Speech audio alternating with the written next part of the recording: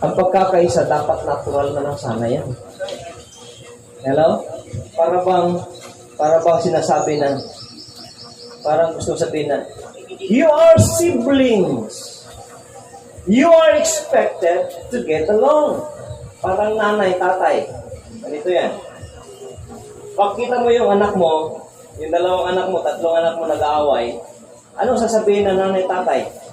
Kamu ba, sige mong away. Nga dapat gani, kamu mag-igsuon, kamu magkasinabot. Tama?